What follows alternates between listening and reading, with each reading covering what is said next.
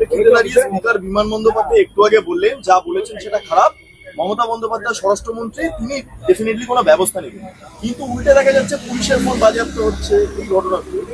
এখনো পর্যন্ত অনুব্রত মণ্ডল হাজিরাও দেন। আমি অবাক হয়ে যাচ্ছি এখনো কেন যে ভাষা প্রয়োগ করেছে রাজ্যের মহিলাদের, শুধু ওই পুলিশের স্ত্রী বা মেয়ে বা মা ব্যাপার নয়, রাজ্যের মহিলারা ওর ভাষা শুনে আতঙ্কিত। এখনো পর্যন্ত তাকে গ্রেফতার কেন করা হয়নি? আমি দাবি করছি অবিলম্বে অনুব্রত মণ্ডলকে গ্রেফতার করা হোক, ওকে জেলের মধ্যে রাখা হোক। ও বাইরের থাকার প্রাণী নয়, ও বাইরে থাকার যোগ্যতা হারিয়ে ফেলেছে। যে দীর্ঘদিন তিহার জেলে থেকে সংশোধন যে নিজেকে করতে পারলো না, তাকে জেলে থাকা দরকার। দুর্ভাগ্য আমাদের যে পুলিশ কর্তা এই অনুব্রত বাবুর হুমকি চুমকি অশ্লীল কার্যত ভাষায় যে আক্রমণ করেছে, এটাকে যিনি এক্সপোজ করলেন, তার উপরে আবার খড়গহস্ত নেমে আসলো। যেদিন এই প্রথম অডিওটা শুনি আমার সন্দেহ হয়েছিল যে এই পুলিশ কর্তার কি হবে, কারণ অনুব্রত বাবু যখন জেলে ছিল অভিযোগ ছিল, যদি এখন জামিন আছে, অভিযোগের সত্যতা প্রমাণিত হয়নি কিন্তু অভিযোগ এখনো আছে, সে নাকি দুর্নীতি করেছে, অন্যায় করেছে, গরু পাচার বা এই ধরনের ইলিগাল কাজের সাথে যুক্ত। সেই সময় রাজ্যের পুলিশ মন্ত্রী বলেছিল ওকে বীরের সম্মান দিয়ে ফিরিয়ে নিয়ে আসবো। সুতরাং যাকে বীরের সম্মান দিয়ে ফিরিয়ে নিয়ে আসবো বলেছে, তার অডিও ফাঁস করেছে, স্বাভাবিকভাবে যে ফাঁস করেছে তার উপরে খড়গহস্ত নেমে আসবে। আমরা এই ধরনের পুলিশের উপরে আচরণেরও আমরা তীব্র নিন্দা জানাচ্ছি। আমরা চাই অনুব্রত মণ্ডলকে গ্রেফতার করা হোক এবং আইনের মাধ্যমে তার শাস্তির ব্যবস্থা করা হোক। এই যে অনুব্রত মণ্ডল, তিনি যে আইনজীবীর দ্বারস্থ হয়েছেন, তিনি বিজেপির বোলপুর যে সাংগঠনিক জেলা তার লিগাল সেলের নেতা, মানে তিনি কি দলে কোণঠাসা হয়ে পড়েছেন নাকি তিনি বুঝতে পারছেন যে বিজেপির দ্বারস্থ হওয়া খড় খাবে না, খড়ে গা ঘষবে এই অবস্থা। বিজেপি সরাসরি করছে না, কিন্তু বিজেপিকে একটা সিগন্যাল দিয়ে রাখছে যে কোনো সময় আমি কুইট করতে পারি, তোমার দিকে আসতে পারি, জাম্প করতে পারি। এটা বোঝাই যাচ্ছে। আর আমরা বারবার বলে আসছি যে বিজেমূল, যে সকালে তৃণমূল রাত্রে বিজেপি, এটা তো প্রমাণ করে দিচ্ছে। যে অনুব্রত মণ্ডলের যিনি চিকিৎসক, যার নির্দেশে এই 5 দিন অনুব্রত মণ্ডল বিশ্রামে থাকলেন, তিনি একসঙ্গে দুটি চাকরি করেন, একটা সরকারি চাকরি আর একটা বেসরকারি চাকরি, সেটা মলয়পীঠের হসপিটাল, অন্যদিকে তিনি ব্লক স্বাস্থ্য। এটা এই জন্যই তো এই সার্টিফিকেট গুলো তারা দিচ্ছে, এই জল মেশানো সার্টিফিকেট আমি মনে করি। এই যে অসুস্থতার যে কথা বলছে, আমি মনে করি এটা জল মেশানো ছাড়া আর কিছুই নয়। যে আগের রাত্রে পুলিশ কর্তার স্ত্রীর মাকে আর মানে ভাষা কি বলবো, যে আক্রমণ করতে ছাড়ছে না, মানে তার শরীরের উত্তেজনা এমন লেভেলে পৌঁছে গিয়েছে, সে তারপরে দিন থেকে অসুস্থ হয়ে গেল। এটা একটা বাচ্চা ছেলেও বিশ্বাস করবে না। কিন্তু অসুস্থতার নাটকটা যাদের মাধ্যমে হচ্ছে, সে কতটা ভালো লোক তার প্রমাণ এক্সপোজ হচ্ছে, তত দিন যাচ্ছে। তাকে খুঁজে বার করা দরকার। শর্মিষ্ঠা পালোনি তার জামিন হলো, হাইকোর্ট জামিন দিল, শর্মিষ্ঠা পালোনি গ্রেফতারি নিয়ে বিভিন্ন প্রশ্ন।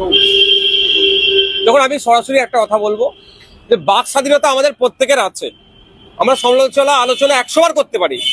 আমার দেশের সর্বোচ্চ যিনি নাগরিক রাষ্ট্রপতি, তাকে নিয়েও আলোচনা করার আমাদের রাইট আছে। কিন্তু রাইট আছে মানে এ নয় যে এমন আলোচনা করবো তার কারো ভাবাবেগে আঘাত আসবে। যে কথা বলছে একটা নির্দিষ্ট সম্প্রদায়ের, মুসলিম সম্প্রদায়ের ভাবাবেগে আঘাত দিচ্ছে, যে কাজটা করেছে আমরা মনে করি অন্যায় করেছে। এবার আইন মনে করেছে ওকে জামিন দেওয়া দরকার, তাই দিয়েছে। কিন্তু আমি আশা করবো আগামী দিনে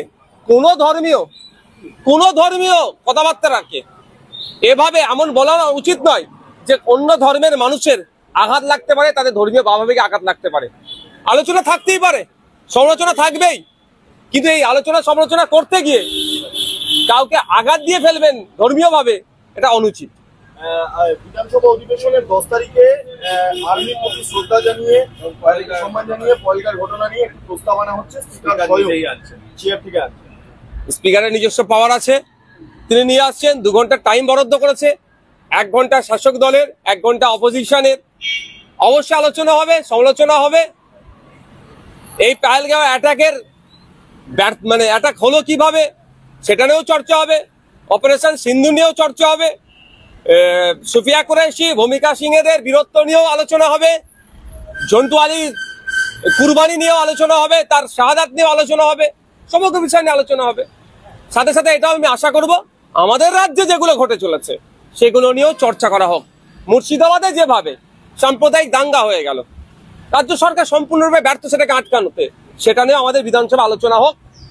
এই গত পরশু দিনকেই বেহালাতে একজন মহিলা বোরকা পরেছিল, তাকে যেভাবে হেনস্থা করা হয়েছে সেটা নিয়ে আলোচনা করা হোক। আপনার বছর দুয়েক আগে টেট পরীক্ষা দিতে গিয়েছিল আমার হিন্দু সমাজের মা বোনেরা, শাখাপালা খুলিয়ে তাদের পরীক্ষা কেন্দ্রে ঢুকতে বাধ্য করাচ্ছিল, এটা নিয়েও চর্চা করা হোক। আমাদের রাজ্যের যেগুলো ঘটে যাচ্ছে সেগুলো নিয়ে চর্চা করা হোক। কিন্তু বারবার দেখা গেছে যদি এই ধরনের প্রস্তাবগুলো আনা হয় মুর্শিদাবাদ বা মালদা বা বিভিন্ন রাজ্যের ঘটনা, তাহলে সেটা গৃহীত হয়, কিন্তু কখনো আবার গৃহীত হয় না, কখনো পড়তে দেওয়া হয়, কখনো আলোচনা করতে দেওয়া হয়। বারবার দেখা যায়। দেখুন, আমি চাইবো সমস্ত বিষয়টা নিয়ে আলোচনা হোক।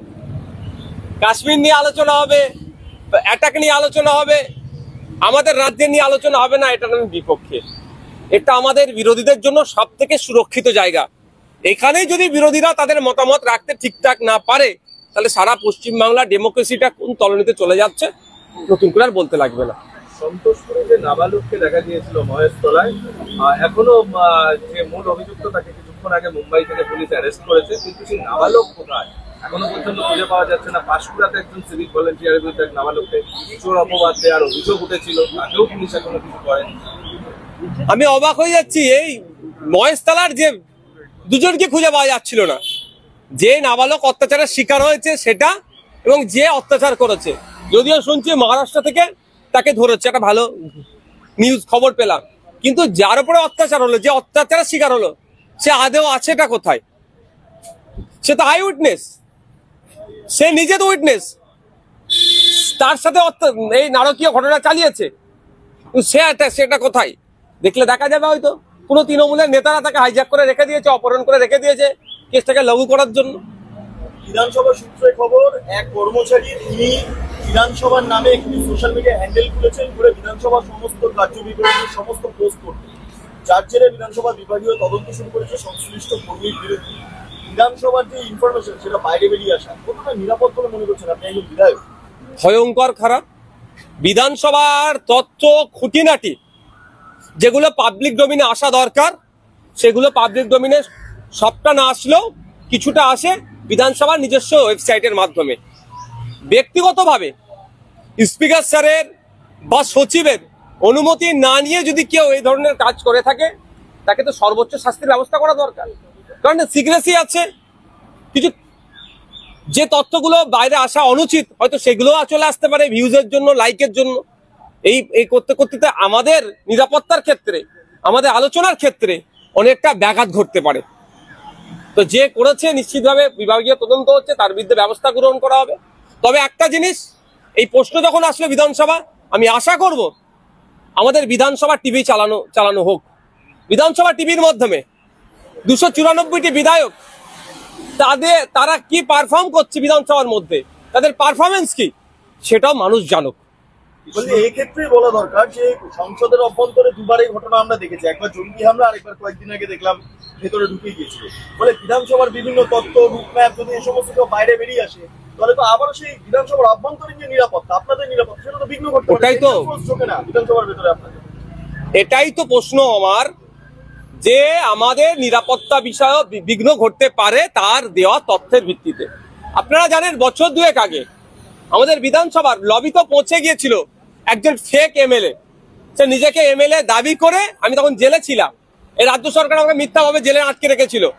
আমি নিউজে পড়েছিলাম, পেপারে দেখেছিলাম, আপনারা অনেক নিউজ দেখিয়েছিলেন, যে নিজেকে এমএলএ দাবি করে বিধানসভার মধ্যে ঢুকে গিয়েছিল। এইগুলোও তো বন্ধ হওয়া দরকার। সাংসদ যেরকম সাংসদ আর যিনি বিয়ে করেছেন, শুভেচ্ছা জানান। অপরাধ তো কিছু করেনি, তাকে নিন্দা করার তো কোনো প্রশ্নই আসেনি। বিয়ের না বয়স আছে না প্রেমের বয়স আছে, অবশ্যই শুভেচ্ছা জানাবো। আগামী দিনগুলো তার ভালো কাটুক, তার দাম্পত্য জীবন সবসময় আপনার ভালো থাকুক, আমি চাইবো সবসময়। দিলীপ বাবুকে শুভেচ্ছা জানিয়েছিলেন? দিলীপ বাবু